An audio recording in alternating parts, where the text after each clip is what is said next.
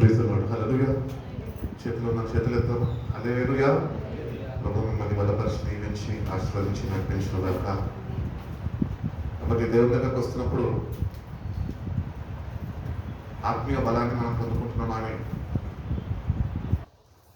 ఒక ఆలోచన మనం కలిగి ఉండాలి. ఆత్మ బలపరచబడుతుందా? ఆత్మీయ బలాన్ని పొందుకొని దేవుని శక్తితోని ఆధారపడుతూ, దేవుని శక్తి మీద ఆధారపడుతూ మనం నడిపింపబడగలుగుతున్నాం అని మనము ఒకసారి సరి చూసుకునే వారిగా మనము ఉండాలి అని ప్రభు పేరిట మీకు తెలియజేస్తున్నాం. కాబట్టి దేవుని దగ్గరకు వచ్చి ఆయన వాక్యము, జీవవాక్యము వింటున్నప్పుడు మీ అంతరంగ పురుషుడు నూతనపరచబడిన విధానంగా ఆత్మీయతలో బలాన్ని చేకూర్చుకుంటూ దేవునికి హద్దుకొని జీవించే వారిని మనము ఉండాలి అని దేవుడు ఎంతగానో ఆశిస్తున్నాం. కాబట్టి ఈ దేహానికి కావాల్సిన పోషణ మనం ఇస్తున్నప్పుడు ఆత్మకి కావాల్సిన పోషణ దేవుడు మనకి ఇస్తున్నాడు. అందుకని పరలోక ప్రార్థనలో అంటాడుగా, నేడు అనుదిన ఆహారము నాకు దయచేయము. వేడుకుంటున్నామా దేవుడిని? వేడుకుంటున్న మనము ఆ బలాన్ని పొందుకుంటున్నాము. దేహానికి కావాల్సిన ఇష్టమైన ఆహారం తిన్నప్పుడు ఒక నెల రోజులు తిన్నామనుకో మంచి బలం వస్తుంది. కొంతమంది ఎక్కువ బలం పొందకపోయి మళ్ళీ జిమ్ములకి వెళ్తుంటారు, ఎక్సర్సైజ్ చేసి కడగ తీసుకొని. కానీ ఆత్మీయ స్థితిలో మనం వాక్యాన్ని ప్రతిదినము మనము దేవుని యొద్ద నుంచి పొందుకుంటూ మనము మన ఆత్మీయ స్థితిలో బలపరచబడగలిగితే కనుక దానికి కరగదీసే పని ఏం అవసరము ఉండదు. హల్లెలూయా. కాబట్టి ఆత్మీయ బలం కొరకు దేవుని వాక్యాన్ని మనము ప్రతిదినము చదివే వారుగా మనం ఉండాలి అంటున్నాడు. కాబట్టి అంత్య దినాల్లో ఉంటున్నాం.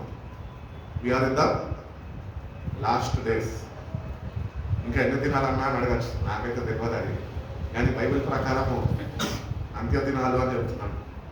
కాబట్టి అంత్య దినాల్లో marks of the faithful believer in the last days, నిత్యంగా దేవుని మీద, దేవుని వాక్యం మీద ఆధారపడే ఒక విశ్వాసి ఏ ఏ గుర్తింపులు కలిగి ఉంటాడు అని మనం ఒకసారి పరిశీలన చేసుకోవాలి. ఆ గుర్తింపులు మనకు ఉంటున్నాయా? నిజంగా ఆత్మీయుడిగా అంత్య దినాలకు తగినటువంటి జీవితము మనం జీవించగలుగుతున్నాం. ఒకవేళ లేకపోతే కనుక ఆ మార్క్స్ ఇంకా నువ్వు పొందుకోలేదేమో, ఆ గుర్తింపులు ఇంకా పొందుకోలేదేమో దేవుని దగ్గర. ఆ గుర్తింపులు నువ్వు దేవుని యొక్క పొందుకోవాలి అని దేవుడు ఎంతగానో తెలియజేస్తున్నాడు. కాబట్టి అపోస్తలుడైన పౌలు చెప్తూ ఉంటాడు అంత్య దినాల గురించి. ఎక్కడ చెప్తాడండి? వాక్యంలో చెప్తాడు. అన్నట్టు ఏ పత్రికలో చెప్తున్నాడు? తిమోతికి రాసిన పత్రిక 2వ పత్రిక 3వ అధ్యాయము 1వ వాక్యం. అంత్య దినములలో అపాయకరమైన కాలము వచ్చునని తెలుసుకొనుము చాలమ్మా. కాబట్టి know this also that in the last days perilous times may come. కాబట్టి అపాయకరమైన కాలములు వస్తున్నాయి. ఎంతమంది వాక్యాన్ని నిజంగా లోతుల్లో ధ్యానించగలుగుతున్నారు? అపోస్తలుడైన పౌలు ఈ అంత్య దినాలు అని వాడడానికి కారణం ఏంటి? అంటే లోకం అంతమైపోతుంది అందుకని ఆయన వాడాడా? ఆయన ఏ ఉద్దేశంతో అంత్య దినాలు అని వాడాల్సి వచ్చింది అంటే, ఒక విశ్వాసి తన రక్షణ విషయంలో వాడు దిగజారిపోతున్నాడు అని వాడికి అపాయము కలగజేస్తూ ఉంటుంది. వాక్యం నుంచి ఆ విశ్వాసి తను తాను దూరపరుచుకుంటూ ఉంటాడు. సో అది వాడికి అపాయము చేకూరుస్తూ ఉంటుంది. ఆ అంత్యదినము గురించి అయినా అక్కడ మనకి ప్రస్తావిస్తున్నాం. కాబట్టి ఆత్మీయ స్థితిలో మనము అంత్యదినాల్లో ఉంటున్నామో, ఆత్మీయంగా ఉంటున్నామో లేదా అని మనము సరిచూస్తాం. ఇప్పుడు ఆయన ప్రసవ వేదనంతా దేనికి తెలుసా? అంత్య దినాల్లో అపాయకారణలు వస్తాయి, మనుషులు స్వార్థప్రియులు అని చెప్పుకుంటూ వస్తున్నాడు. కొంతమంది కొన్ని లక్షణాలు చెప్తున్నాడు. కాబట్టి ఈ అంత్య దినాలు అనగా ఒక విశ్వాసి వాక్యాన్ని ధ్యానిస్తుండగా కొద్దిగా వాక్యం అనే లోతుల్లోకి ధ్యానించగలిగితే కనుక ఈ అపాయకరమైన కాలాలు అనగా నేను జీవితంలో దేవుని వాక్యంకి దూరంగా జీవిస్తున్నప్పుడు అపాయానికి మనం గురి అవుతాము. కాబట్టి ఈ అంత్య దినాల్లో వాక్యానికి సమీపస్తులుగా ఉండాలి అని ఆయన ఉద్దేశించి చెప్తున్నాడు. కాబట్టి స్పిరిచువల్ లైఫ్ లో, నీ ఆత్మీయ జీవితంలో ఈ అంత్య దినాల్లో నువ్వు వాక్యానికి చేరువవుతున్నావా, వాక్యానికి దూరం అవుతున్నావా అని మనని మనం సరి చూసుకోవాలి. ఎందుకంటే బైబిల్ చెప్తుంది కదా, ఎవరు రక్షణ వాళ్ళదే. నా భార్య నన్ను రక్షించలేదు, నా భర్త నన్ను రక్షించలేదు. నీ రక్షణ నువ్వు చూసుకోవాలి. కాబట్టి నీ రక్షణ నువ్వు సరిగ్గా జాగ్రత్తగా చూసుకోవాలి అంటే ఈ అంత్య దినాల్లో నువ్వు వాక్యానికి సమీపంగా జీవించగలుగుతున్నావు, వాక్యానుసారంగా జీవించగలుగుతున్నావా, లేకపోతే వాక్యానికి విరుద్ధంగా దూరంగా జీవిస్తున్నావా అని నిన్ను నువ్వు సరి చూసుకోవాలి.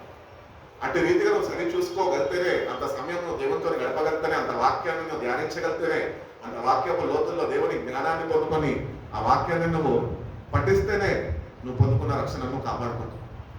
ఎందుకంటే చాలా మంది ఈ అంత్య దినాలు అనగా యుద్ధ వాతావరణం అనుకుంటుంటారు. కానీ పౌల ఉద్దేశం అది కాదు. పౌల ఉద్దేశం ఏంటి అంటే, నీ ఆత్మీయ స్థితిలో నువ్వు దిగజారిపోతావేమో, జాగ్రత్త, వాక్యానికి చేరువై ఉండు అంటున్నావు. ఒకవేళ నువ్వు వాక్యానికి దూరం అయిపోయి వాడుగా అట్టి విశ్వాసంగా నువ్వు ఉంటే కనుక అది నీకు అపాయము తీసుకొని వస్తుంది అంటున్నాడు.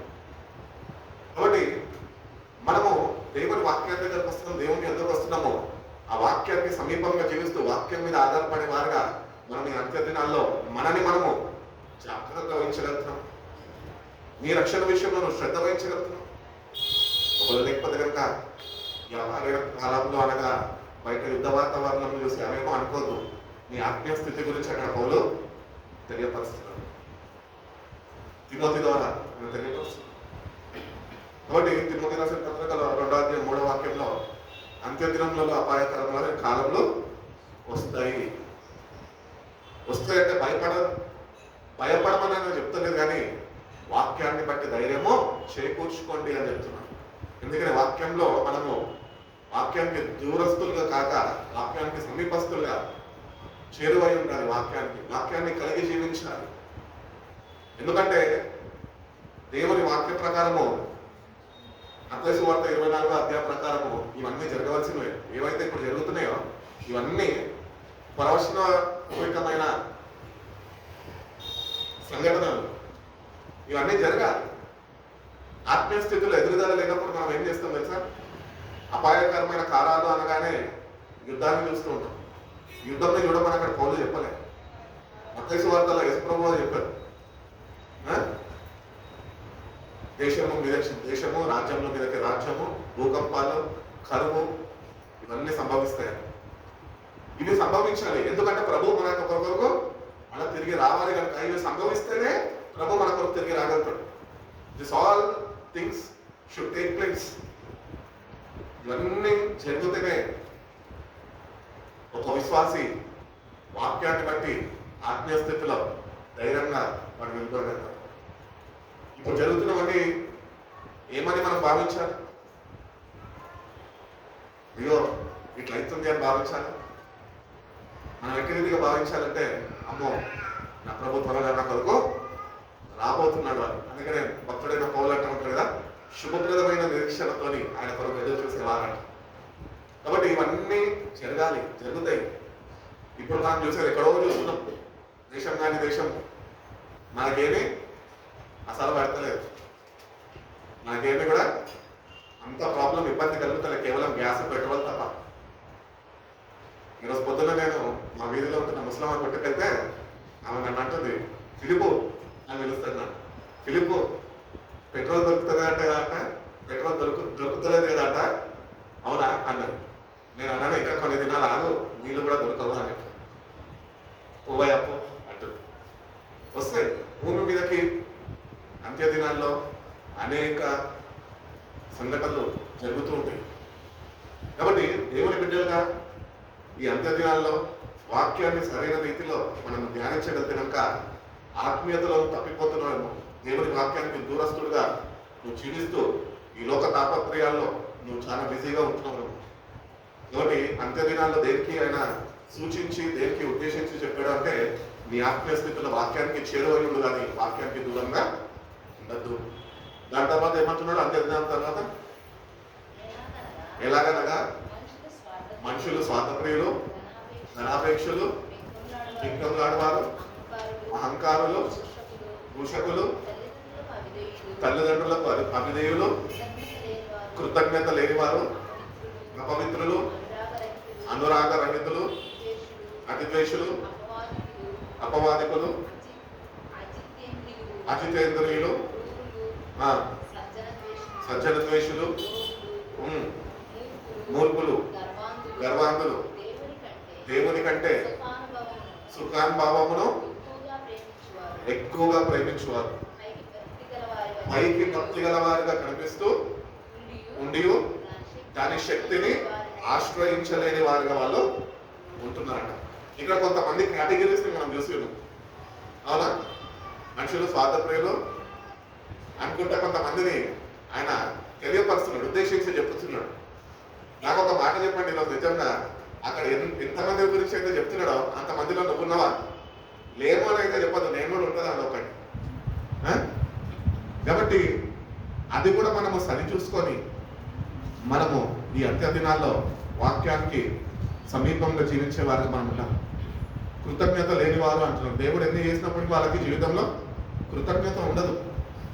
దేవుడిని దూషిస్తూ ఉంటారు, ఏం దేవుడు పాత దేవుడు అనుకుంటూ ఉంటారు. వీళ్ళందరూ ఎవరు అంటే వాక్యానికి దూరస్తులు, వాక్యం ఎరిగిన వారే కానీ ఆ ప్రకారం ఏమాత్రము జీవించలేని వారు. దేవుని కంటే ఎక్కువ సుఖానుభవాలు అంట.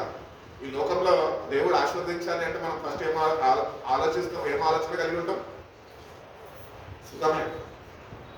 మంచి ఇల్లు ఉండాలా, మంచి కారు ఉండాలా, మంచి బెడ్ ఉండాలా, మంచి కారు ఉండాలా, ఇవనుకుంటున్నాం సుఖాలు. లేదు, మీరు శ్రమ కరణికి పిలువబడ్డారా దేవుని వాక్యం చెప్తుంది. రక్షణ ముక్తిగా వచ్చేది ఈ కొరకు ప్రభు ఎంత శ్రమ పడ్డాడు. ఆయన శ్రమలు ఏ మానవుడు పడలేనన్ని శ్రమలు ఆయన పడి ఉన్నాడు. కానీ ఈరోజు మన జీవితాలు చూస్తుంటే సుఖానికి అలవాటు పడిపోయిన వారుగా మనం వచ్చినాం. అందుకనే ఈ అంత్య దినాల్లో జాగ్రత్తగా ఉండండి అని తెలియపరుస్తున్నాం. ఒకటి అపాయకరమైన కాలాలు అంటే ఒకటి గుర్తుపెట్టుకోండి. ఇక్కడ ఉన్నప్పటికీ, ఏ మందిరంకి వెళ్ళినప్పటికీ, మీరు ఎక్కడ ఉంటున్నప్పటికీ ఈ అపాయకరమైన దినాలు ఆయన వాక్యము ద్వారా తెలియపరుస్తున్నాడంటే అది కేవలం మన ఆత్మీయ స్థితిని ఆయన ఉద్దేశించి తెలియజేస్తున్నాడు. ఆత్మీయ స్థితిలో నువ్వు నిలబడకుండా పడిపోతావేమో, జాగ్రత్త వహించు. రక్షణ పొందుకుంటే సరిపోదు. వాక్యానుసారమైన జీవితం జీవిస్తూ, వాక్యానికి చేరువై, వాక్యం మీద ఆధారపడుతూ, వాక్యం ముందు విశ్వసిస్తూ ఈ అపాయకరమైన కాలాలని మనము ఎల్లదీసేవారుగా మనం ఉండాలి. హల్లెలూయా. కాబట్టి how is your spiritual growth today?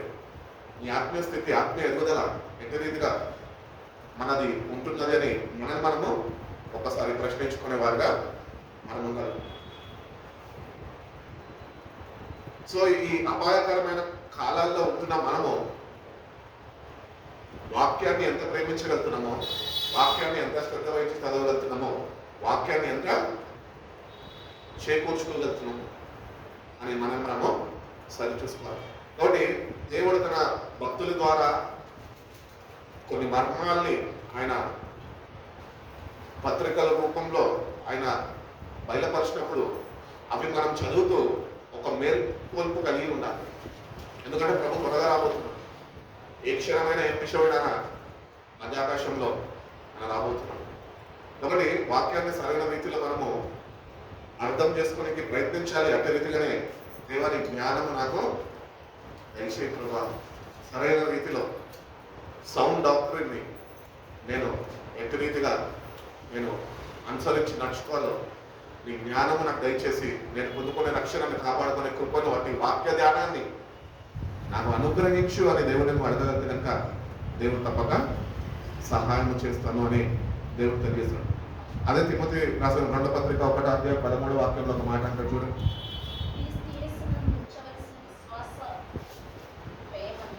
క్రీస్తు యేసునందు ఉంచవలసిన విశ్వాస ప్రేమని కలిగిన వారిపై నీవు నా వల్ల వినిన హితవాక్య ప్రమాణమును గైకొనుము. నీకు అప్పగింపబడిన మంచి పదార్థము మనలో నివసించు, పరిశుద్ధాత్మ వలన కాపాడము. కాబట్టి ఇక్కడ మనం ఈ వాక్యాన్ని చెప్పుకుంటాం. మరి గుర్తించాలి ఏంటి అంటే hold fast the form of doctrine, sound words. దేవుడు తన భక్తుల ద్వారా ఏమైతే ఏమంటున్నాడు, మంచి పదార్థము మీకు అందింపబడ్డది, అది మీరు పరిశుద్ధాత్మ ద్వారా దాన్ని కాపాడుకోవాలి అంటున్నాడు. అంటే ఇక్కడ మనకు ఒకటి అర్థమైపోవాలి, ఏంటి అంటే ఒక విశ్వాసి రక్షింపబడినాక ఆ విశ్వాసికి వాక్యము కావాలి, వాక్యంతో పరిశుద్ధాత్మ సహాయము కూడా కావాలి. మేము ఒక్కరే పరిశుద్ధమని కాదు, ప్రతి ఒక్క విశ్వాసి యేసు ప్రభుని సొంత రక్షకుడిగా అంగీకరించినప్పుడు వాక్యం ప్రకారం మనము ఒకవేళ కానీ చూసుకోగలిగితే కనుక ఏ దినానైతే నువ్వు రక్షణ పొందుకున్నావో ఆ దినానే నువ్వు పరిశుద్ధాత్మతో ముద్రింపబడ్డావు అని వాక్యం చెప్తుంది. కాబట్టి ఈ మంచి పదార్థము అనగా దేవుని వాక్యము. ఈ మంచి పదార్థము ఎవరైనా మంచి స్వీట్ ఇస్తే ఇంకొంచెం వెంటనే అడుగుతాం. ఆ స్వీట్ ఒక పదార్థం అంటారు కదా, ప్రసాదం తీసుకొస్తారు టీటీడీ నుంచి. ప్రసాదాల కొరకు అందరు ఎదురు చూస్తుంటారు, చుట్టాలు, రక్త సంబంధులు అందరు. ఎందుకు? అది మంచి ప్రసాదంగా వాళ్ళు భావిస్తుంటారు. దేవుడు ప్రసాదము దేవుడి దగ్గర నుంచి వచ్చింది, అది మనం తింటే మనకు ఆశీర్వాదము అని భావిస్తుంటారు. అదే రీతిగానే మన జీవితాల్లో కూడా ఒక మంచి పదార్థము మనకి ఇవ్వబడ్డది, అది దేవుని వాక్యమై ఉన్నది. ఆ వాక్యాన్ని నువ్వు పరిశుద్ధాత్మ వలన దాన్ని కాపాడుకోవాలంట. నీ అంతటితో కాపాడుకోలేదు. ఈ లోక జ్ఞానంతో నువ్వు డిగ్రీలు పొందుకోవచ్చు, బైబిల్ కాలేజ్ డిగ్రీలు అన్ని పొందుకోవచ్చు, కానీ ఆ డిగ్రీలు సంపాదించినంత మాత్రాన పరిశుద్ధాత్మ సావాసంలో నువ్వు నిలిచి లేకపోతే ఆ వాక్యము నీ హృదయంలో కాపాడబడదు. నీ హృదయం లోకంలో ఈడ్చుకొని వెళ్ళబడుతుంది. కాబట్టి దేవుని వాక్యం అంట మనము చాలా జాగ్రత్తగా దాన్ని కాపాడుకునే విషయంలో మనం ఈ అంత్యదినంలో శ్రద్ధ వహించాలన్న. ఒకటి నువ్వు కాపాడుకోవాలన్నా నేను కాపాడుకోవాలన్నా మన ఇద్దరికి కావాల్సింది పరిశుద్ధాత్ముడు. ఆయన మనకు అనుగ్రహింపబడిన వాక్యాన్ని ఆయన సహాయం ద్వారా కాపాడబడితేనే ఆ వాక్యము మనలో నిలిచి ఉంటుంది అని క్లియర్గా చెప్తున్నాడు. కాబట్టి పరిశుద్ధాత్మతో ఎటువంటి సావాసంలో, పరిశుద్ధాత్మతోని అన్యూన సావాసంలో ఉండాలి అని వాక్యంలో చెప్తున్నాడు. ఉంటుంది కదా. మన దేవుడు ఎవరండి? త్రియేక దేవుడు, తండ్రి, కుమార, పరిశుద్ధాత్ముడు. వీళ్ళ ముగ్గురితోని అన్యూన సావాసము మనము కలిగి ఉండాలి. వీళ్ళిద్దరితో మనము సావాసం కలిగి ఉండాలి. పరిశుద్ధాత్మ దేవుని యొక్క సహాయము మనకు కావాలి. అందుకని యేసుప్రభువు సువార్తల్లో అంటూ ఉంటారు కదా, నేను వెళ్ళుట మంచిది, నా తండ్రిని నా పేరట నేను వేడుకొని మరొక ఆదరణకర్త అనగా పరిశుద్ధాత్మని మీ వద్దకు పంపిస్తాను, నేను మిమ్మల్ని అనాథులుగా విడవను అని చెప్తున్నాను. కాబట్టి the Holy Spirit God is within us, మనలో ఉంటున్నాడు ఆయన. అందుకని ప్రార్థన చేసేటప్పుడు కూడా ప్రార్థన చేస్తున్నప్పుడు ఏమని ప్రార్థన చేస్తున్నావు? ఎక్కడ ఇద్దరు ముగ్గురు నీ నామంలో కూడుకుంటారు వాళ్ళ మధ్యలో నేను ఉంటావు కదా ప్రభు అని. ఆయన ఈరోజు ఆత్మస్వరూపిగా వాక్య స్వరూపిగా మనతో ఉంటున్నాడు. మరి ఆ వాక్య స్వరూపిగా ఆయన ఉంటుండగా ఆ వాక్యాన్ని ఆయన అనుగ్రహించిన పరిశుద్ధాత్మ సావాసంలో నువ్వు కాపాడుకోగలుగుతున్నావు. ఒకవేళ కాపాడుకోలేకపోయి వాడుగా ఉంటుంటే కనుక, నీ జ్ఞానం మీద నువ్వు ఆధారపడేవాడుగా ఉంటుంటే కనుక, ఈ లోక జ్ఞానం మీద ఆధారపడేవాడుగా ఉంటుంటే కనుక ఈ వాక్యం ఎప్పుడు నీలో నిలిచి ఉండలేదు. కాబట్టి పరిశుద్ధాత్మ సహాయం ద్వారానే నీకు అనుగ్రహింపబడిన ఆ మంచి పదార్థము కాపాడబడుతుంది. కాబట్టి పరిశుద్ధాత్మతో సరైన సావాసంలో నిలిచి ఉండే వారిని మనము ఉండాలి. అదే తిమోతి రాసిన పత్రిక 2వ అధ్యాయం 15వ వాక్యం చదివినామా? చదువు. 2:15 చదవండి. దేవుని ఎదుట యోగ్యునిగాను సిగ్గుపడనక్కర్లేని పనివానుగాను సత్యవాక్యములు సరిగ్గా ఉపదేశించు వారుగాను నిన్ను నీవే దేవునికి కనపరుచుకున్నటకు జాగ్రత్త పడు. కాబట్టి వాక్యము ఒక విశ్వాసకి, ఆ విశ్వాసి పొందుకున్న రక్షణకి ఎంత ప్రాముఖ్యత చూపుతుందో మనం గుర్తించాలి. వాక్యము లేకుండా రక్షణ లేదు, వాక్యం లేకుండా పరిశుద్ధాత్ముడు లేడు. కాబట్టి వాక్యాన్ని సరైన రీతిలో మనము అర్థం చేసుకునే ప్రయత్నం చేయాలి. దేవుడిని అడగాలి, దేవాన్ని సహాయము నాకు దయచేయి, ఎట్టి రీతిగా నీ వాక్యాన్ని నేను కలిగి జీవించాలో ఈ పరిశుద్ధాత్మ సహాయంతోని ఆ వాక్యాన్ని కలిగి జీవించే కృపను నాకు దయచేయి ప్రభు అని దేవుణ్ణి వేడుకోవాలి. దేవుణ్ణి వేడుకుంటేనే ఆ వాక్యము ఇలా నిలిచి ఉండగలుగుతుంది పరిశుద్ధాత్మని ద్వారా. దావీదు నా హృదయానుసారుడుగా పిలువబడ్డాడు. ఎందుకు తెలుసా? వాక్యమైన హృదయంలో భద్రపరచబడ్డది. దేని చేత తెలుసా? దేవుని ఆత్మ చేత. అందుకనే దావీదు ధైర్యంగా అంటున్నాడు, నేను నీ ఎదుట పాపం చేయకుండా ఉంటున్నట్లు నీ వాక్యం నా హృదయంలో నేను భద్రపరుచుకున్నాను. ఎట్లా భద్రపరుచుకున్నాడు? ఖడ్గం పెట్టుకున్నాడా? యుద్ధం చేసిండు? ఎవరితోనన్నా ఏమన్నా యుద్ధ ఆయుధాలు పెట్టుకొని కాపాడుకున్నాడా? లేదు. పరిశుద్ధాత్మ దేవుడు దావీదు హృదయాన్ని ఎరిగి ఉన్నాడు కనుక ఆ వాక్యాన్ని హృదయంలో కాపాడు. నీ నా జీవితంలో కూడా వాక్యం నిలిచి ఉండాలి అంటే నువ్వు సంపూర్ణముగా ఆధారకర్త అయిన పరిశుద్ధాత్మ దేవుని మీద ఆధారపడే క్రైస్తవుడుగా నీ భక్తులు ముందుకి కొనసాగించేవారుగా ఉండాలి. కాబట్టి నీకు నువ్వే సరిచూసుకో అంటున్నావు. వాక్యాన్ని నీకు నువ్వే ఉపదేశించుకో. ఫోన్ల మీద కూర్చొని టైం గడిపేస్తూ ఉంటాం గంటలు గంటలు. అవునా? నేను ఒకప్పుడు అయితే 16 hours కూర్చుంటుండే నా స్క్రీన్ మీద, 16 గంటలు. బాత్రూమ్కి వెళ్ళి నీళ్ళు వేడయ్యే అప్పటికి కూడా ఫోన్ చూస్తూ ఉంటుండే. బకెట్ నిండిపోయి నీళ్ళు పోతుంటా కూడా ఫోన్ ఇట్లా దిగుతుండే. అప్పుడు గుర్తొచ్చి మళ్ళీ బకెట్ ఆఫ్ చేసుకొని ఫోన్ అక్కడ పెడుతుంది. నా ఫోన్కి రెస్ట్ ఉంటుంది కాదు. అప్పుడు 16 hours కూడా వాడతాడా? నేను అనుకున్నా నా అంత దౌర్భాగ్యుడు ఇంకొకటి ఉండడం. కాబట్టి అట్టిది ఫోన్ తీసి పక్కకు పెట్టేస్తే వాక్యంకి నువ్వు చేరువెళ్ళగలిగితే కనుక వాక్యంలో నువ్వు ఎదగలుగుతావు. మన సమయంనంతా, ఉన్న శక్తినంతా, ఉన్న బలంనంతా ఫోన్లో 16 hours గడిపేస్తే ఇంకా మిగిలిన 6 hours మనం బైబిల్ చదవగలుగుతామా, ప్రార్థన చేయగలుగుతామా, దేవుని వాక్యంలో ఎదగలుగుతామా? ఎదగలం. అందుకనే ఏవైతే దేవుని వాక్యము మనకు ధ్యానించక చదవనీయక మన జీవితాల్లో అడ్డుపడుతున్నాయో వాటిని మనం దూరపరచుకోవాలి. కొద్దిగా ఏమంటారు, విరాళం వేయాలి, వాటిని ఇంటర్వెల్ ఇచ్చేసేయాలి, వదిలేసేయాలి వాటిని కొద్దిసేపు. దేవునితో గడిపి దేవుని యొక్క సహాయం పొందుకొని, ప్రభువా ఈ వాక్యాన్ని నేను చదువుతుండగా మీ పరిశుద్ధాత్మ సహాయము జ్ఞానము నాకు దయచేసి ఆ వాక్యాన్ని నేను ఆ హృదయంలో ఎట్టి రీతిగా భద్రపరుచుకొని నేను పొందుకున్న రక్షణను ఎట్టి రీతిగా నేను కాపాడుకోలే ప్రభువా, మీ సహాయము నాకు అనుగ్రహించు అని మీ ప్రభుత్వం నీ సమయం గడపగలిగితే కనుక తప్పక దేవుడు నీకు సహాయము చేస్తారు అని చెప్తున్నాను. కాబట్టి నీకు నువ్వే వాక్యం ఉంటుండగా సరైన రీతిలో ఉపదేశించుకో. ఆయన ఎదుట సిగ్గుపడని వారిగా ఉండడానికి, లేక ధైర్యంగా ప్రభు ముందు నిలబడాలి. మనము దానికి సిద్ధపడాలి. ఇంకొక దగ్గర చక్కటి మాట వింటున్నాను. యోహాను సువార్త 14వ అధ్యాయంలో నేను వెళ్ళి అనేక గృహాలు సిద్ధపరుస్తానని చూడండి. నిజంగా ఆలోచిస్తాము, దేవుడు ఆదికాండంలో చూస్తే కేవలం మాటతోని భూమిని ఆకాశాన్ని సృజించినాడు.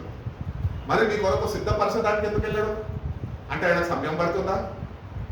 ఆయన కేవలం ఒక చిటికేస్తే నీ కొరకు గృహాలు సిద్ధపరచబడిపోతాయి. కానీ అక్కడ మనం ఒకటి గుర్తించాలా, ఆత్మీయ కనువిప్పు మనకు కావాలి. ఏంటి అంటే ఆయన గృహాలు సిద్ధపరుస్తుండగా ఇక్కడ నిన్ను సిద్ధపరుస్తున్నాడు. సిద్ధపడుతున్నా? సిద్ధపాటు ఉందా? వాక్యం చేత దిద్దుబాటు ఉందా? ఆయన సిద్ధపరచుడు పక్కకు పెట్టు, నువ్వు సిద్ధపడుతున్నావు? ఆయన ఎందుకు సమయం తీసుకుంటున్నావు? భూమిని, ఆకాశాన్ని, ఈ భూగోళాన్ని 7 దినాల్లో సృష్టించిన దేవుడు గృహము సిద్ధపరచడానికి ఆయన సమయం తీసుకుంటున్నాడు. అంటే సిద్ధపరుస్తున్నాను అంటున్నాడు, అంటే సిద్ధపరిచి నేను మళ్ళీ వస్తా అన్నాడు కదా. ఈ టైంలో ఏం చేస్తున్నాడంటే ఒక విశ్వాసిని ఆయన సిద్ధపరుస్తున్నాడు వాక్యంతో, పరిశుద్ధాత్మ సహాయంతో వాక్యంలో ఎదుగుదల కలుగజేస్తున్నాడు. అటు సిద్ధపాటు నీకు ఉంటేనే రేపటి దినమా ఆ గృహానికి నువ్వు చేరుకోగలవు. ఆయన అక్కడ సిద్ధపరుస్తాడు, వచ్చిన తీసుకుపోతాడంటే నీకు ఇక్కడ సిద్ధపాటు లేకపోతే నువ్వు ఓడరా అంటాడు. ఆయన సిద్ధపరుస్తున్నాడు అని మనం ఇక్కడ సిద్ధపడకుండా ఉంటే నష్టపోయేది మనమే. సిద్ధపడు, నేటి నుంచి అన్న వాక్యము తోనే సిద్ధపాటు కలిగి సిద్ధపరచు ప్రభువాని వాక్యము ద్వారా, పరిశుద్ధాత్మ సహాయం ద్వారా నీ రాజ్యం కొరకు, నా కొరకు అనేక గృహాలు నువ్వు సిద్ధపరుస్తున్నావే, అవి నువ్వు సిద్ధపరుస్తుండగా ఇక్కడ నేను సిద్ధపడే కృపను నాకు అనుగ్రహించు అని దేవుని మనం అడగాలి. ఎవరు మీకు తీరకి ఇల్లు కట్టించేసేదా? ప్రయాస పడితేనే ఇల్లు కట్టబడుతుంది. ప్రయాసపడు, సిద్ధపడు. దేవుని రాజ్యానికి చేరాలంటే సిద్ధపాటు లేకుండా ఎవరు చేరలేదు. మనం ఎంత పెద్దవారమైనప్పటికీ, ఎంత భక్తి పరులమైనప్పటికీ సిద్ధపాటు అనేది నీకు లేకపోతే ఆయన సిద్ధపరిచిన గృహానికి నువ్వు ఏమాత్రము చేరలేవు అని దేవుని వాక్యం చెప్తుంది. కాబట్టి నీకు నువ్వే సరిగ్గా ఉపదేశించుకో. నీకు అనుగ్రహింపబడిన పరిశుద్ధాత్మ చేత ఆయన నువ్వు కాపాడుకో అంటున్నావు. పరిశుద్ధాత్మ దేవుడు సహాయం చేస్తాడు. వాక్యాన్ని ఎట్టి రీతిగా నువ్వు కలిగి జీవించాలో. వాక్యము వెలుగై ఉన్నాయి. ఆ వాక్యమే నీలో ఉంటే నీలో చీకటి తొలగించే ఒక కృపమైనటువంటి భాగ్యాన్ని దేవునికి ఇవ్వగలరు. ఈరోజు చీకటి ఆవరించి ఉన్నది, లోకంనే కాదు మానవుడిని కూడా. ఎందుకంటే వెలుగుకి దూరం అయిపోయినారు కాబట్టి. అందుకని మీరు ఇప్పుడు వెలుగు సంబంధాలు అంటున్నారు. ఒకప్పుడు మీరు చీకటి సంబంధాలు, కానీ మిమ్మల్ని వెలుగు సంబంధులుగా నేను చేసుకున్నాను అన్నాడు. వెలుగు సంబంధాలు ఎట్లా ఉండాలి? వాక్యానికి సమీపంలో ఉండాలి, వాక్యాన్ని కలిగి జీవించాలి. ప్రతినిత్యము పరిశుద్ధాత్మ అనే అగ్ని వాక్యం ద్వారా మండుతూ ఉండాలి. చిన్న బుడ్డి ఉంది, బుడ్డిలో కిరోసిన్ ఉంది అని చెప్పి దాన్ని అంటించేస్తామా? దానికి ఒత్తు కావాలి. ఒత్తు మళ్ళా పెట్టేసినాక దానికి అంటుకుపోతుందా? లేదు, మళ్ళీ అగ్గిపెట్టి కావాలి. అట్టి రీతిగానే మన జీవితాల్లో కూడా మనం వాక్యంలో ఎదుగుదల కలిగి ఉండగలుగుతున్నామా లేదా మనము పరీక్షించుకోవాలి, సరి చూసుకోవాలి. వీటి మీద మనం శ్రద్ధ వహించక రక్షింపబడ్డాం కదా అని కొన్ని చులకనగా తీసుకుంటే కనుక మనం పొద్దుకున్న రక్షణ మనం పోగొట్టేసుకుంటాం. కాబట్టి చాలా జాగ్రత్తగా వయసులో మనము సరి చూసుకుంటాం. అందుకనే వాక్యాన్ని చదువుతూ సరైన రీతిలో దాన్ని అర్థం చేసుకునే జ్ఞానాన్ని దేవుని దగ్గర పొందుకుంటూ ఆ సత్యవాక్యం ముందు మనం నిలిచి ఉండే వారుగా ఉండాలి అని దేవుడు తెలియజేస్తుంది. అదే తిమోతి రాసిన 2వ పత్రిక 4వ అధ్యాయం 3వ వాక్యం చదువు. ఎందుకనగా జనులు హితబోధను సహింపక దుర్ద చెవులు గలవారై స్వకీయ దురాశలను అనుకూలమైన బోధకులు అంట వీళ్ళు వాళ్ళ కొరకు పోగ చేసుకొని సత్యమునకు చెవినీయక కల్పన కథల వైపు తిరుగు కాలం వచ్చును. అయితే నీవు అన్ని విషయములలో హితముగా ఉండుము, శ్రమపడుము, సువార్థికుని పని చెయ్యుము. ఈ పరిచర్యని సంపూర్ణంగా ఎవరైతే పరిచర్యని సంపూర్ణంగా జరిగిస్తారో వాళ్ళకి మాత్రమే రక్షణ ఉంటుంది. కాబట్టి ఈ అంత్య దినాల్లో ఏమంటారంటే for the time will come well men will put the sound doctrine పక్కకు పెట్టేస్తారంట. దేవుని వాక్యాన్ని పక్కకు పెట్టేసి వాళ్ళకి అనుకూలమైన వారిని వాళ్ళు పోగు చేసుకుంటారంట. నేను గొప్ప అంటే వాడు నన్ను గొప్ప అని అంటారు. మీరందరూ ఒక్కడే. సో అసలైన వాక్యాన్ని సత్యవాక్యాన్ని పక్కన పెట్టి వాళ్ళకి అనుకూలమైన వారిని బోధకుల్ని వాళ్ళు పోగేసుకుంటారంట. మనము వాక్యము చదవక అట్టి వారిని మనం వెంబడిస్తే కనుక రక్షణను పోగొట్టేసుకుంటాం. జాగ్రత్త. ఏ సేవకుడు పైనుంచి దిగి రాలే, అందరు కింద నుంచి వచ్చిన మట్టి నుంచి వచ్చిన. కాబట్టి సేవకుడు ముఖం చూడదు, దేవుని వాక్యం చూడదు. మనిషి వైపు చూస్తే మోసపోతాం, దేవుని వైపు చూస్తే రక్షింపబడతాం. వాటి సేవకులను చూడదు. సేవకులు వాక్యం చెప్పని బాగానే ఉంది, కానీ మనుషులు ఎట్లుంటున్నారంటే దుర్దశకులుగా వారు అయి ఉంటున్నారంట. దేవుని వాక్యం వినడానికి సమయం సరిపోదు వాళ్ళకి. కానీ ముచ్చట్లు పెట్టుకోమంటే మన వాళ్ళు ఫస్ట్ ఉంటారు, గంటలు ముచ్చట్లు పెడతారు. మాకు సమయమే తెలియాలి సార్. మనం కూడా అంతే కదా. మనం ఒకసారి ఎగ్జామిన్ చేసుకుందాం, మన కుటుంబాల్లో మనం ఎగ్జామిన్ చేసుకుందాం. కుటుంబ ప్రార్థన అనగా ఒక 15 నిమిషాలు 20 నిమిషాలు అరగంటలో అయిపోతుంది. అదే కుటుంబ సావాసంలో అన్న ఏదో విదేశాల నుంచి వచ్చాడనుకో, ఆ రోజు ఆయన దిగిన రోజు నుంచి ఆయన నిద్ర కూడా పోనీయారు. వీళ్ళు కూర్చొని మాట్లాడుతూనే ఉంటారు. టైం చూస్తే పొద్దున్న 8 వచ్చినాడు, రాత్రి 11 అయినా కూడా మాటల్లో పడిపోయి ఉంటారు. దుర్ద చూపులు కలిగిన వారు అని చెప్తున్నారు. అంటే సమయాన్ని గుర్తించక సమయాన్ని పోలించేవారు. ఒకటి అట్టి వారుగా ఉంచుదామేమో. దేవుని వాక్యాన్ని చదవక, దేవుని వాక్యాన్ని ధ్యానించక, పక్కన వాళ్ళ వ్యవహారంలో దూరి అవి వినుకుంటూ కాలకము గడిపేస్తున్నామేమో. గడిపేస్తూ వాక్యంలో ఎదుగుదల లేక, నువ్వు పొందుకున్న రక్షణ గ్యారంటీ నీకు లేక నువ్వు ముందుకు వెళ్ళిపోతున్నావేమో. జాగ్రత్త వహించు. నేటికన్నా సౌండ్ డాక్టరీన్ అనగా దేవుడు తన భక్తుల్ని, అపోస్తులైన పౌల్ని ఆయన ఏర్పరచుకొని ఆయనకి మర్మాలు ఆయన బయలుపరిచి అవి పత్రిక రూపంలో సంఘానికి అందించాం.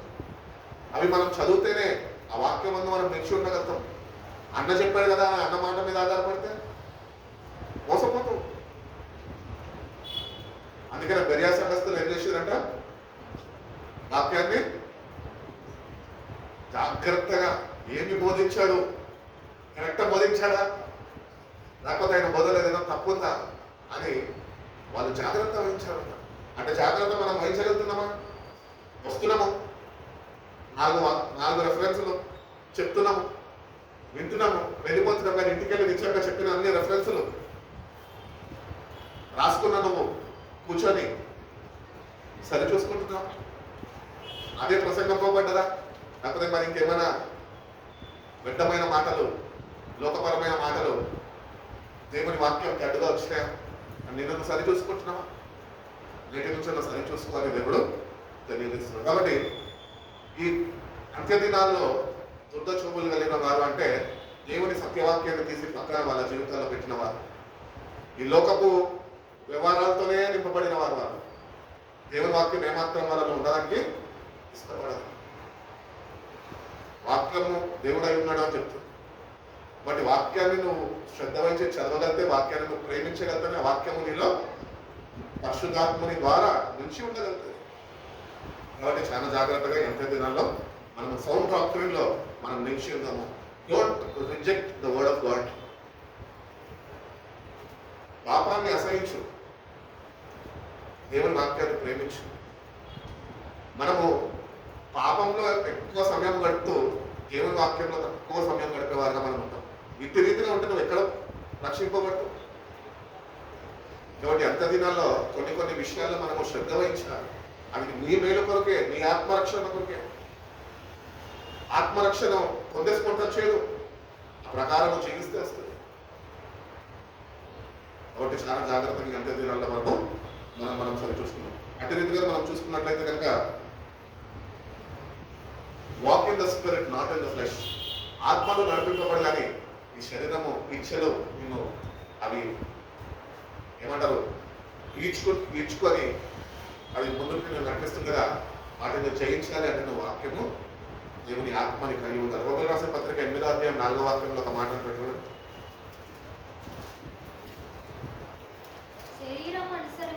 శరీరాన్ని అనుసరింపక ఆత్మని అనుసరించి నడుచుకొని మన యందు ధర్మశాస్త్రమైన నీతి విధిని నెరవేర్చబడవలెనని పాప పరిహారం నిమిత్తము దేవుడు తన సొంత కుమారుని ఆయన శరీరమందు పాపమునకు శిక్ష విధించాడు. కాబట్టి మనము ఇంకా పాపంలోనే పట్టబడి ఉంటే కనుక మనము ఆత్మతో నడవలేదు. వాక్యములో ఎదుగుతూ దేవుని ఆత్మతోనే నువ్వు నడిపింపబడే క్రైస్తవుడిగా ఉండగలిగితే కనుక నీలో ఉంటున్న పాపాన్ని నువ్వు జయించే క్రైస్తవుడిగా దేవుడిని మారుస్తాడు. కానీ మనం ఆ కోణంలో ఆలోచించాం, మనం ఇంకొక కోణంలో ఆలోచిస్తాం.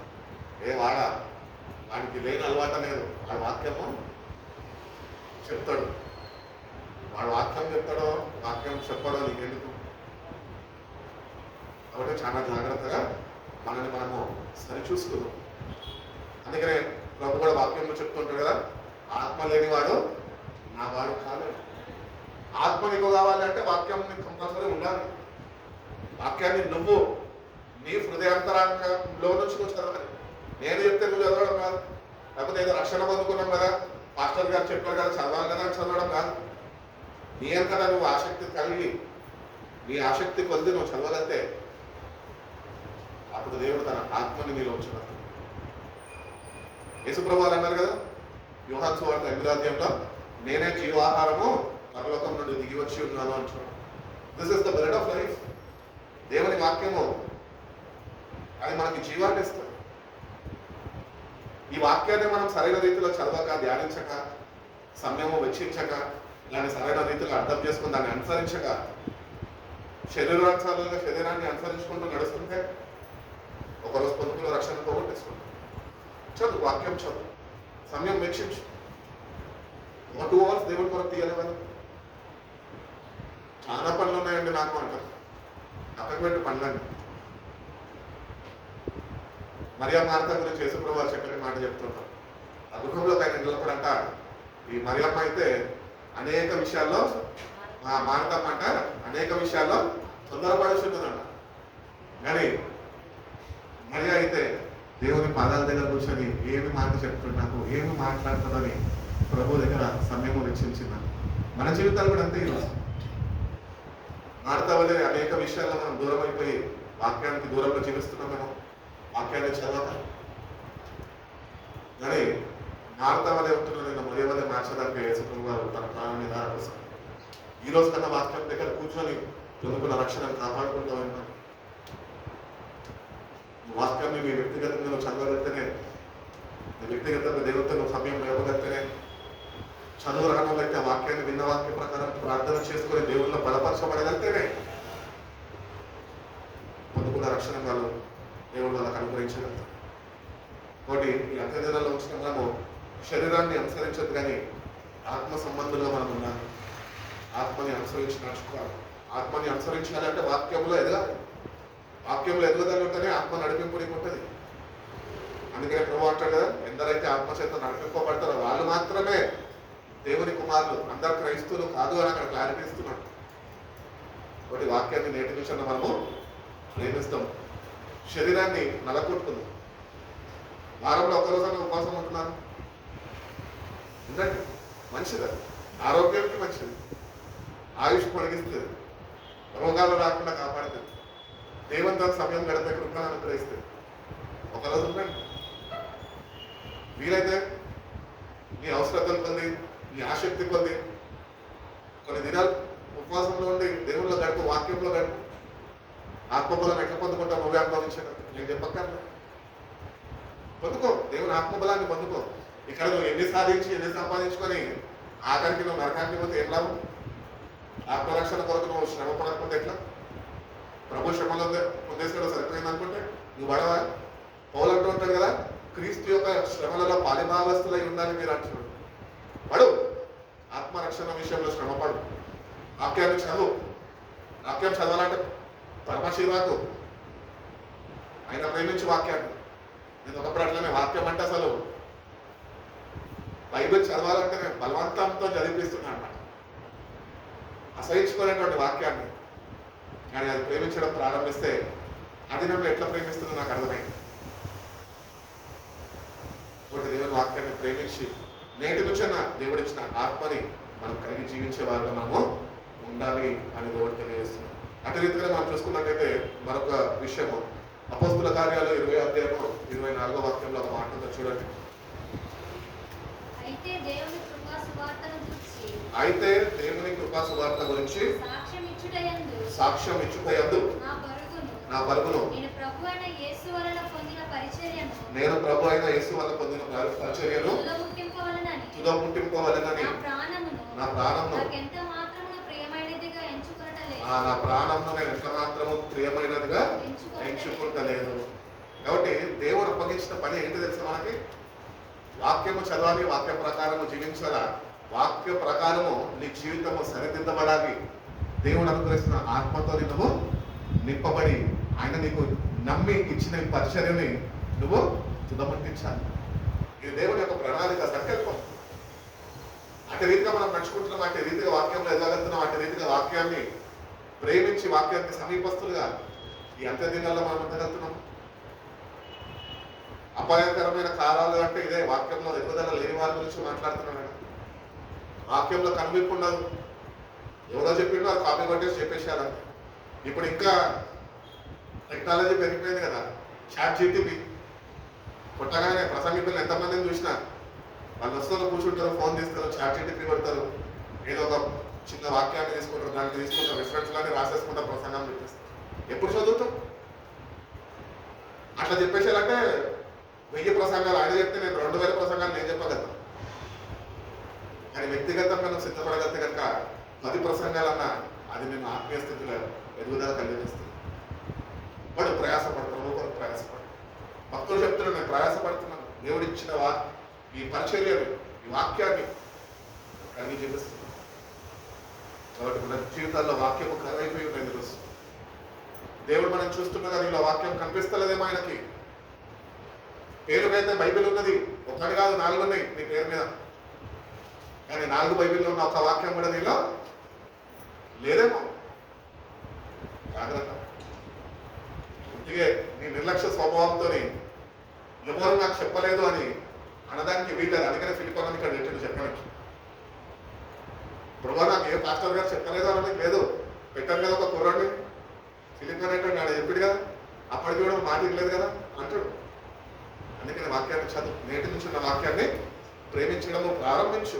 దేవుని అడుగు, ప్రభువా వాక్యాన్ని నేను ఎట్టి రీతిగా ప్రేమించాలో అంటే సహాయం నాకు అనుగ్రహించు. ఎట్టి రీతిగా నేను చదువుతుండగా నీ ఆత్మీయ జ్ఞానాన్ని పొందుకోవాలో నీ సహాయం నాకు అనుగ్రహించు అని ప్రభుని వేడుకుంటేనే నీ రక్షణ కాపాడబడుతుంది. నీ అంతటా నువ్వు భక్తి చేసేసుకొని నాకు ప్రసంగాలు చెప్పేసినంత మాత్రాన రక్షణ పొందుకోలేము, రక్షింపబడదు. వాక్యంలో ఎదుగుదల దేవుడు చూస్తున్నాడు. అందుకనే మీరు నా కొరకు ఫలించాలి. ఎట్లా ఫలిస్తాము? వాక్యం ద్వారానే ఫలము. ఆత్మ ఫలాలు ఎట్లా వస్తాయి? వాక్యం నీలో ఇమిడినప్పుడే, ఆత్మ నీరు పోసినప్పుడే దేవుడు అనుగ్రహించేది ఫలం. అందుకనే పత్రికలో చదువుకుంటూ ఉంటాం కదా, అప్పల్లో నీళ్ళు పోసాడు, నేను నాటాను, కానీ దేవుడు దాన్ని ఎదిగింపజేస్తాడు. వాడు ప్రయాసపడతాడు. వ్యవసాయం చేసేటప్పుడు చూస్తే ఎంత ప్రయాసపడతారు. అట్టి రీతిగా నీ ఆత్మీయ స్థితిలో నీకు అనుగ్రహింపబడిన రక్షణలో నువ్వు ప్రయాసపడాలి. ప్రభు అన్నాడు, ప్రయాసపడి భారం వహించున్న జల్లారా నా యొక్కకు నేను మీకు విశ్రాంతిస్తాను. అంటే లోకంలో ప్రయాసపడుతున్నవారా మీరు? లేదు. లోకంలో ఉంటూ లోక కష్టాలు అనుభవిస్తూ ఆత్మీయ స్థితిలో ఎండిపోయిన వారి గురించి దేవుడు అక్కడ చెప్తున్నాడు. ఈ లోకంలో కష్టాల్లో ఉన్నవాడు నేను రమ్మంటే దగ్గర కష్టాలు నిలుస్తాను రమ్మంటే, ఆత్మకి నెమ్మది నేను ఇస్తాను, నా వాక్యం నీకు నెమ్మదిని కలిగిస్తుంది, అందుకనే నేను రమ్మంటున్నా అంటున్నాను. నేను చెప్తాను, ప్రభు దగ్గరికి ఏదో చేస్తాడో రావద్దు, వాక్యము నేర్పిస్తాడని రావాలి ఆయన దగ్గర. కాబట్టి దేవుని దగ్గర పుస్తకం కొన్ని విషయాలు ఆయన దగ్గర మనము నేర్చుకునే వారుగా ఉంటేనే ఆ రక్షణని మనము కొనసాగించగలుగుతాము. మన జీవితాల్లో పొందుకున్న రక్షణ సంపూర్తి చేయబడుతుంది. You have to finish your salvation. ఆ భక్తుడైన పౌలు అంటూ ఉంటాడు, వర్కౌట్ ఆన్ యువర్ సాల్వేషన్. నీ రక్షణ విషయంలో శ్రద్ధ వహించి దాన్ని చాలా జాగ్రత్తగా చూసుకో. ఎదుగు అంటున్నాడు. ఎదుగలుగుతున్నాం ఒక లేకపోతే నేటి నుంచి అన్నా దేవుని కృప, continue in the grace of God. మీరు కేవలము కృప ద్వారానే, విశ్వాసం మూలంగానే రక్షింపబడతారు. విశ్వాసం ఉంటే సరిపోదు, దేవుని కృప వర్ధిల్లాలి, దేవునిలో వర్ధిల్లాలి, వాక్యంలో వర్ధిల్లాలి. వాక్యము అంట ఒక విశ్వాసికి ఆత్మ ఖడ్గము అని పత్రికలో చెప్తున్నాడు. మరి ఎప్పుడు తీసుకున్నావా? ఉన్నదా ఖడ్గము? పోరాడుతున్నావా? మనుషులతో పోరాడుతున్నావా?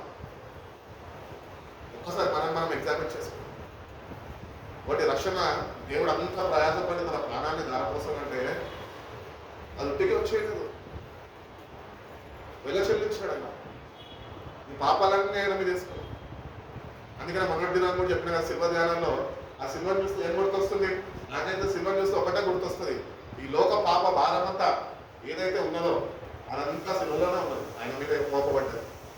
ఆ శిల్వకి మన పాపాలు ఆయన మీద వేసుకొని ఆ శిల్వని ఆయన మోసాడు. అంత మాత్రమే కాక ఈ లోక పాపం అంతా కూడా ఆయన మీద మోపబడ్డాడు. శాపగ్రస్తుడుగా మారిపోయినాడు. ఈరోజు నువ్వు కూడా ప్రభుని దూరం చేసుకుంటే కనుక శాపగ్రస్తుడుగా మారిపోతావు. చాలా యూదా ఉన్నాడుగా, యూదాకి తెలియదా రక్షణ సువార్త? తెలుసు. ప్రభుతోనే ఉన్నాడు, ప్రభుతోనే అద్భుతాలు చూశాడు, ప్రభు అద్భుతాలు చేస్తుంటే పక్కకే ఉన్నాడు. యూదా గురించి చేసేది తెలియదా? తెలుసు. కానీ యూదా మనసు మార్చుకుంటాడేమో, నేటికన్నా హృదయాన్ని నా మీద కేంద్రీకరిస్తాడేమో, నన్ను ప్రేమిస్తాడేమో అని చూశాడు. కానీ యూదా నమ్మక ద్రోహము చేసి ఆఖరికి ఏమైపోయినాడు? శాపగ్రస్తుడుగా మారిపోయాడు. ప్రభు దగ్గర ఉండి ప్రభుతోని సహజీవనం చేసినాడు. ప్రభు అంతా నమ్మి ఆయనకు అప్పగించిన బాధ్యతని ఆయన పొందుకొని దాన్ని కొనసాగిస్తున్న వాడు ఎట్లా మోసపోయాడు? దేవుడి మాటలను విడిచిపెట్టాడు కనుక నేను మోసపోయినాడు, శాపగ్రస్తుడు అయిపోయాడు. పోనీ ఏదో తప్పు చేశాడు, ప్రభుని అప్పగించేశాడు, మళ్ళా అయ్యో ప్రభు నన్ను క్షమిస్తాడు కదా అన్న ఇంకింత జ్ఞానం కూడా లేకుండా వెళ్ళి ఊరేసుకొని చచ్చిపోయాడు. నేటి కూడా యూదా వేసుకున్న స్థలము ఆ ఇస్రాయేల్ దేశంలో ఆ స్థలము శపింపబడ్డది అని చెప్తా ఉంటారు. ఎవరు పోవాలి ఎప్పుడన్నా ఎవరన్నా వెళ్ళగలితే అక్కడ చూడండి, కాకపోతే యూట్యూబ్లో ఒక వీడియో ఉంటుంది కనిపిస్తుంది. దేవుడు కూడా ఈ భూమిని శపించాడు మానవుడు చేసిన ఒక పాపం కొరకు. ఆ శాపం నుంచి నువ్వు ఈరోజు బ్రతికి బయటపడి బట్ట కట్టుకొని నడుస్తున్నావు అంటే అది కేవలం దేవుడి కృప మాత్రమే. కృపలో వర్ధిల్లు, దేవుడి కొరకు వర్ధిల్లేవారుగా మనం ఉండాలి అంటాడు. అదేవిధంగా మనం చూసుకుంటే కొరింథీయులకు రాసిన మొదటి పత్రిక 15 1 నుంచి 4 అదే వాక్యాలు మనం ఈ దినాల్లో ధ్యానించినాం కదా. చదవండి. మరియు సహోదరులారా, ఆ, నేను మీకు ప్రకటించిన సువార్తను మీకు తెలియపరచుచున్నాను. మీకు తెలియపరచుచున్నాను. మీరు దానిని అంగీకరించి దాని యందే నిలిచి ఉండండి. మీ విశ్వాసము వ్యర్థమైతేనే మీ గాని విశ్వాసము వ్యర్థమైతేనే గాని నేను ఏ ఉపదేశ రూపముగా సువార్త మీకు ప్రకటించితినో ఆ ఉపదేశమును మీరు గట్టిగా పట్టుకొని ఉన్న ఎడల మీరు గట్టిగా పట్టుకున్న ఎడల ఆ సువార్త వలననే మీరు రక్షణ పొందువారై ఉందురు. కాబట్టి సువార్త ద్వారానే మీరు రక్షణ పొందువారై ఉంటారు అని మా వాక్యం చెప్తుంది. కాబట్టి సువార్త ఎంతమంది దగ్గర ఉన్నది? 4 సువార్తలు ఉన్నాయి. కొన్ని రక్షణ పొందుకున్నావు, నేను 5వ సువార్త అనుకుంటున్నావేమో. కానీ this is the gospel of grace. కృపని వెల్లడిపరిచే సువార్త పత్రికలు ఎక్కడ చూసినా కూడా కృప గురించి ఉంటుంది ఎక్కువ. దేవుని కృప. ఈరోజు మనం వర్ధిల్లాలి అంటే you should grow in the grace and the knowledge of God. And that God is nothing but the word of God. దేవుని వాక్యమే. యేసు ప్రభు ఎవరై ఉన్నారని బైబిల్ చెప్తుంది. చెప్పాలి. కొరింథీయులకు రాసిన పత్రిక 1:18 అంటాడు, శిలను వచ్చిన సువార్త నశించుచున్న వారికి వెరితనమైన గాని రక్షింపబడుచున్న మీకైతే దేవుని శక్తి అయి ఉన్నది. అక్కడ ఏం చెప్తారు తెలుసా? హూ ఇస్ జీసస్ క్రైస్ట్ అంటే he is the wisdom and knowledge of God. పొందుకుంటున్నావు, యేసయ్యనైతే అంగీకరించినావు అంటే జ్ఞానాన్ని నువ్వు పొందుకుంటున్నావు. అందుకని భక్తుడైన పౌలు కూడా అంటూ ఉంటాడు పత్రికల్లో, ఏమంటాడంటే క్రీస్తుని గురించిన సంపూర్ణ జ్ఞానము సంపాదించుకోవాలి. క్రీస్తుని గురించిన సంపూర్ణ జ్ఞానం సంపాదించుకుంటే నీ రక్షణ సంపూర్ణత చేయబడుతుంది. అందుకనే కౌశల గ్రంథంలో అంటాడు కదా, నా చేతుల్లో నా జ్ఞానము లేక నశించిపోతున్నాను. యేసయ్య తెలుసు, కానీ యేసయ్య ఎటువంటి వాడో ఏమి నీ దగ్గర నుంచి కోరుకుంటున్నాడని తెలియదు. అందుకని వాక్యాన్ని సరైన రీతిలో మనం చదివాలి. అందుకని అంటున్నాడు ఇక్కడ, ఏమంటున్నాడంటే మీ విశ్వాసము వ్యర్థమైతేనే కానీ. నాకు అక్కడ ఒక నిమిషము ఆలోచించి వాక్యాన్ని ధ్యానిస్తున్నప్పుడు యూదా ఇస్కరియోతు విశ్వాసం వ్యర్థం అయిపోయింది కదా, మీది కూడా అట్లా వ్యర్థం అయిపోతుందేమో. జాగ్రత్త. విశ్వాసం వ్యర్థం కానీ, విశ్వాసం వ్యర్థం అయితేనే కానీ అని అంటున్నాడు. యూదా విశ్వాసము వ్యర్థమైపోయింది. ఎందుకంటే ఆ విశ్వాసము దేవుని స్థానంలో వాడు ఈ లోకంలో ఉన్న వాటికి ప్రాధాన్యత ఇచ్చాడు. వాక్యానికి ఇవ్వాల్సిన ఇంపార్టెన్స్ వాడు ఇవ్వలేకపోయాడు. వాక్యాన్ని ప్రేమించాల్సిన దేవుని శిష్యుడు వాక్యాన్ని ప్రేమించక ధనాన్ని ప్రేమించాడు, విశ్వాసాన్ని కోల్పోయినాడు. అందుకని అంటున్నాడు, మీకు అందించబడిన ఈ స్వార్థ మీరు గట్టిగా పట్టుకొని ఉన్నారు. మీ విశ్వాసము వ్యర్థమైతేనే కానీ. కాబట్టి నీ విశ్వాసం వ్యర్థం కాకుండా వాక్యంలో ఎదుగుదల కలిగి ఉండు, వాక్యంలో నిలిచి ఉండు. అప్పుడు శాపగ్రస్తుడుగా మారిపోతూ ఒకరోజు. కాబట్టి చాలా జాగ్రత్తగా మనకు అనుగ్రహింపబడిన ఈ వాక్యాన్ని మనం సరైన రీతిలో చదివి ప్రేమించగలిగితే, ఆ ప్రేమని మనం అర్థం చేసుకొని మన జీవితాన్ని సరిదిద్దుకోగలిగితే కనుక మీ విశ్వాసము వ్యర్థం కాకుండా దేవుడి సహాయము అనుగ్రహిస్తుంది. అందుకనే హెబ్రీయులకు రాసిన పత్రికలో అంటాడు కదా 12వ అధ్యాయంలో, విశ్వాసానికి కర్త దాన్ని కొనసాగించే క్రీస్తు వైపు మీరు చూచుచు మీ ముందున్న నలుగురు మీద తుదముట్టించండి. విశ్వాసానికి కర్త అయిన నీలో ఒక సత్క్రియని ప్రారంభించిన వాడు దాన్ని ఏం చేస్తాడంట? తుదముట్టిస్తాడంట. కాబట్టి ఆయననే మన విశ్వాసాన్ని ప్రారంభించాడు. నువ్వు ఆయనని ప్రేమించి ఆ వాక్యం ప్రకారం వాక్యంలో నిలిచి ఉండి ఆత్మ సావాసంలో నువ్వు ఉంటే కనుక దాన్ని ఆయననే సంపూర్తి చేస్తాడు. మన పని కాదు, మనం కేవలం ఒకటే పని మనకి, ఆయన వైపు చూసుకున్నాడు. చూడు, కష్టాలు వచ్చిన ఆయన చూడు. కష్టాలు రాగానే ప్రభువుని చూడడం మానేస్తాం, కష్టాల వైపు మనము చూస్తూ ఉంటాం. ఇంకెక్కువ కష్టాలు ప్రభు వైపు మనము చూసేవాళ్ళం. కొలసీయులకు రాసిన పత్రిక 3:2 కూడా ఒక మాట ఉంటుంది చూడండి, పైనున్న వాటినే మీరు వెతకండి.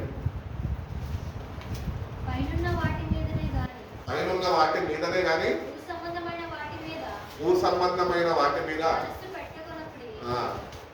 చాలండి. భూ సంబంధమైన వాటి మీద నీ మనసు పెట్టద్దు అంటే మన మనసు వారి మీద పెట్టాలి, దేవుని మీద పెట్టాలి. పైన ఉన్నాడు. భూ సంబంధమైన వాటి మీద నీ మనసు ఉంటే నువ్వు పైన వాటి మీద నీ మనసు పెట్టలేవు. పెట్టు. ఈరోజు కూర్చున్న భూ సంబంధమైన వాటి నుంచి, నీ బంగారం మీద నుంచో, బంగారం అంటే భార్య అనుకోదు, వేసుకుంటున్న బంగారం, వాటి మీద మనసు ఉంటుంది. చాలా మందికి ధనం మీద మనసు ఉంటుంది, ఆస్తుల మీద, వాళ్ళ పట్టున్న పలుకుబడి మీద వాళ్ళ మనసు నింపి ఉంటారు, వాటి మీద ఆధారపడుతూ ఉంటారు. వాటి మీద నీ మనసు పెట్టద్దు. ఎందుకు అంటున్నాడు తెలుసా? నువ్వు వాటి మీద మనసు పెట్టేవాడు అయి ఉంటే నువ్వు నా మీద మనసు నువ్వు పెట్టలేవు అని చెప్తున్నాడు అంతే. వాటి ప్రభు మీద మనసు పెట్టు. శిల్వ ధ్యానాల్లో శిల్వ ధ్యానం చేస్తే సరిపోదు. ప్రతిదినము శిల్వ ధ్యానం ఉండాలి క్రైస్తవుడు. శిల్వని ధ్యానించాలి, ప్రతిదిన శక్తిని పొందుకునేవాడుగా ఉండాలి. అదేవిధంగా మనం ఇంకొక మాట మనం చూసుకుంటే కనుక ఆఖరిగా తిమోతి రాసిన 2వ పత్రిక 4వ అధ్యాయం ఒకసారి 2వ పత్రిక 4వ అధ్యాయము 16-17 వాక్యాలు.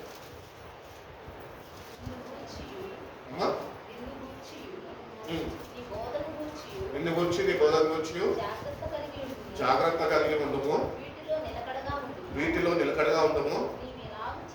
నీవు ఇలాగూ చేసి నిన్నును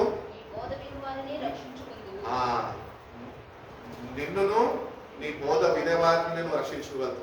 వాటి మనము సరిగ్గా వాక్యంలో ఉండగలిగితే మన వాక్యం ద్వారా ఇతరులు కూడా వాళ్ళు రక్షింపబడతారు. ఆ బోధనలో నిలిచి ఉండాలా, దేవుని వాక్యంలో నిలిచి ఉండాలి అంటున్నాడు. వాటి వాక్యంలో నిలిచి ఉండకుండా కేవలం నామకార్థ క్రైస్తవుడిగా ప్రార్థన చేసుకొని ఏదో వాక్యం వినే సైలెంట్ చేసుకుంటే,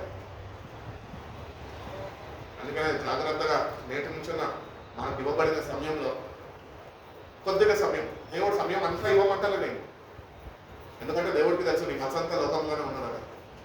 కానీ ఆయన కొద్దిగా సమయం ఎందుకు అడుగుతుంది తెలుసా?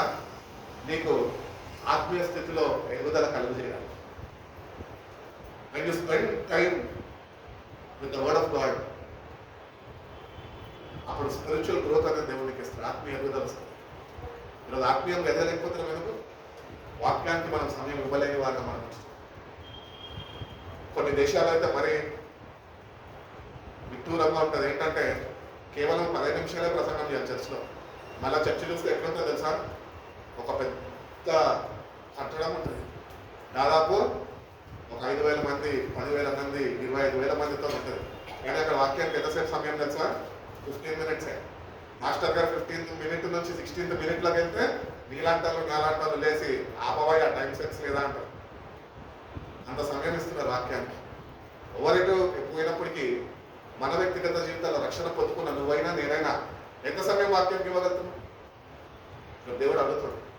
వాక్యానికి నువ్వు సమయం ఇవ్వగలిగితేనే నీ ఆత్మీయ జీవితము కట్టబడుతుంది. నువ్వు వాక్యానికి సమయం ఇవ్వకుండా ఆత్మీయంగా ఎదుగుదల కావాలి అనుకుంటే మట్టి మీద ఇల్లు కట్టుకున్న వాడుగా ఒకరోజు కూలిపోతావు. గంట మీద కట్టు, క్రీస్తు అనే బండ ఇది వాక్యం అంటే. గంట మీద కట్టబడు, బండ మీద నువ్వు కట్టబడి ఎటువంటి పరిస్థితులు కూడా నువ్వు వెళ్తున్నప్పటికీ కూడా ఈ బండ మీద నువ్వు ఆశ్రయించగలిగితే కనుక అది నీకు నెమ్మదిని కలిగజేస్తుంది, సంతోషాన్ని కలిగజేస్తుంది, నీ ఆత్మకి రక్షణని అనుగ్రహించగలదు. వాటి దేవుని వాక్యాన్ని ప్రేమిస్తాము, దేవుని వాక్యానికి సమీపస్తులుగా ఎంత సమయము పోనీయక అపాయకరమైన కాలాలు వస్తాయి అన్నాడు కదా. ఈ అపాయం ఏదో కాదు కానీ వాక్యం కరువైపోతుంది నీ జీవితంలో. అదే నీకు ఒక పెద్ద అపాయంగా మారిపోతుంది. It is a danger for a believer without the word of God. ఒక విశ్వాస రక్షణ పొందకుండా సరిపోదు, ఆ విశ్వాస వాక్యము చేత నింపబడాలి. అప్పుడే వాక్యము చేత ఆ విశ్వాసం కాపాడబడతాడు అదే వచ్చింది. కాబట్టి అంత్యకాల అపాయకరమైన కాలాలు వస్తాయంటే ఏదో సంభవిస్తుంది, ఏదో జరుగుతుంది అని దాకరో చూడకు, కానీ నీలో వాక్యము కరువైపోతుంది అని గుర్తించు. అదే నీకు ఒక అపాయం. వాక్యం లేకుండా నువ్వు ఏమి చేయలేవు. వాక్యం లేకుండా నువ్వు రక్షణని పొందుకోలేవు, సంపూర్తి చేయలేవు. వాటి నేటికల వాక్యాన్ని చదువుదాం. దేవుడిచ్చిన సమయంలో దేవునికి సమీపంగా జీవించేవాళ్ళని అటువంటి కృప దేవుడు మనందరికీ అనుగ్రహించి మన అవకాశం నడిపించుకున్నాక కళ్ళు మూసుకుందాం, ప్రార్థన చేసుకున్నాం. మనవరకు ప్రార్థన చేస్తాం.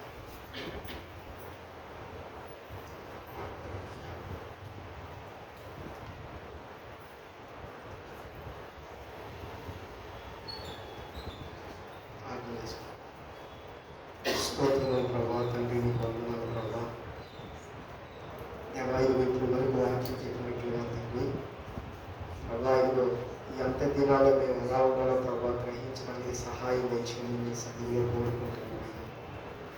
దేవా ఇదిగో నిన్ను ప్రేమించిన వారిగా నా తండ్రి అయ్యా ఇదిగో ఉన్నామనుకుని ప్రభా నీకు దూరంగా నా తండ్రి ప్రభా అయ్యా ఇదిగో మా జీవితాలు వెళ్ళిపోతున్నాయి ప్రభా సహాయం దయచేయండి కృపణీయమని కోరుకుంటున్నాను.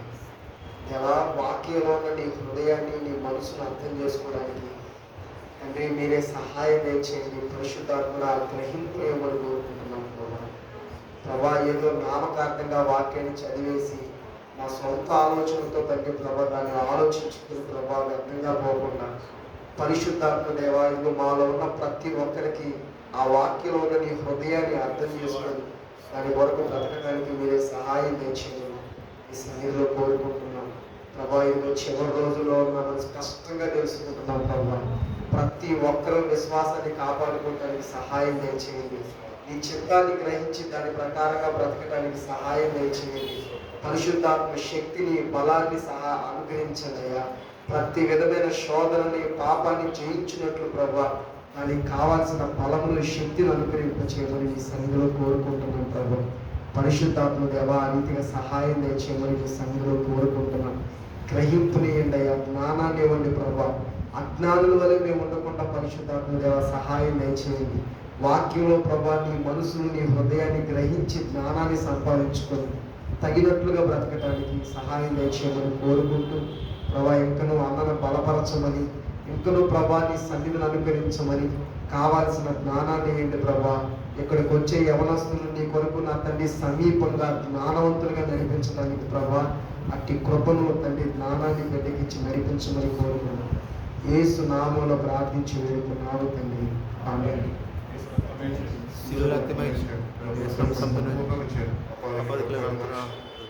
పరిశుద్ధ నామముకు స్తుతి స్తోత్రం కలుగును గాక. ఆమేన్.